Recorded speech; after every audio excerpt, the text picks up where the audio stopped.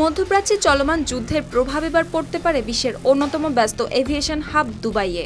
আঞ্চলিক নিরাপত্তা পরিস্থিতির কারণে যদি বিমান চলাচল ব্যাহত হয় বা দুবাই আন্তর্জাতিক বিমানবন্দর সাময়িকভাবে বন্ধ করতে হয়, তাহলে প্রতি মিনিটেই বিপুল আর্থিক ক্ষতির মুখে পড়তে পারে দেশটির অর্থনীতি। ব্রিটিশ সংবাদ মাধ্যম ডেইলি মেইলের এক প্রতিবেদনে বলা হয়েছে, বিমানবন্দরটি বন্ধ থাকলে প্রতি মিনিটে লোকসান হতে পারে প্রায় $10 লাখ, অর্থাৎ 12 কোটিরও বেশি টাকা।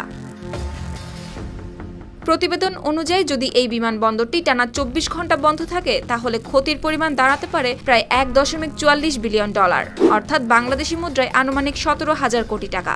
বিশ্বের অন্যতম ব্যস্ত এই বিমানবন্দরটি আন্তর্জাতিক ফ্লাইট চলাচলের একটি গুরুত্বপূর্ণ কেন্দ্র। 94% চিনিযুক্ত অরেঞ্জ ড্রিঙ্কস না, নিন জিরো ক্যাল অরেঞ্জ ড্রিঙ্ক পাউডার।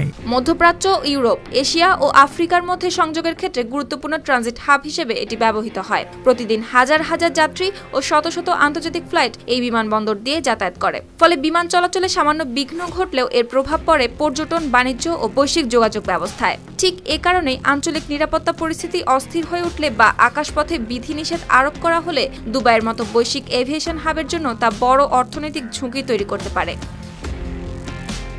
তাই মধ্যপ্রাচ্যের চলমান যুদ্ধ দীর্ঘস্থায়ী হলে তার প্রভাব শুধু নিরাপত্তা পরিস্থিতিতেই নয়, আন্তর্জাতিক বিমান চলাচল ও বৈশ্বিক অর্থনীতিতেও পড়তে পারে বলে ধারণা করা হচ্ছে। শুক্তি রায়, RTV।